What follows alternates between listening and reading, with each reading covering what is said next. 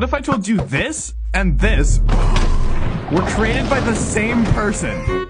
In 2009, King B-Dogs, whose real name is Brandon, stumbled across Minecraft for the first time. He was immediately impressed. In his eyes, you'd have to be a genius to code something like this. You'd have to be a genius to code something like this. Brandon promptly forgot it looked difficult and became a mod developer. For his first mod, he picked something pretty simple, and it is the most 2010 thing I've heard in my entire life. Are you ready?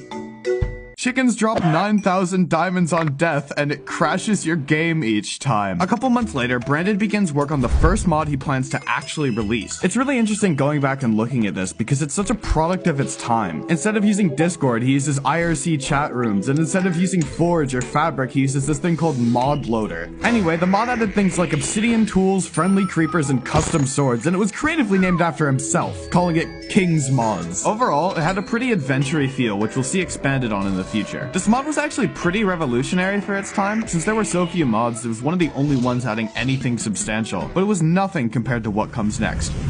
Bacon blocks, adding raw and cooked blocks of, after that one. The Aether. The idea for the mod was originally inspired by a forum user named Grey Acumen, who talked about wanting a dimension opposite of Minecraft's Nether. Brandon liked this idea a lot, and shortly after, he announced the Aether mod. The announcement teases all of these features he's managed to code in literally under a week. By this point, it was clear to everyone that Brandon had a natural talent for code. Over time, he hired a few of his modder friends to help him with the project, and just 138 days after the original announcement, which is like 1.5 days videos, the team released the first ever version of the Aether. The mod added a new dimension, also called the Aether, inspired by Brandon's perception of what heaven would look like in Minecraft. Floating islands? Okay. Giant flying attack clouds.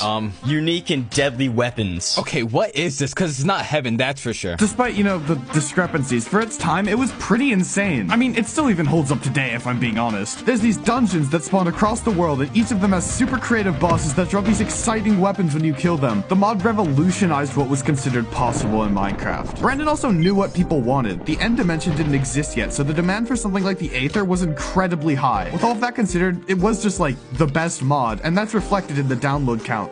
5 million. Except I actually lied! What? Because it's 15 million.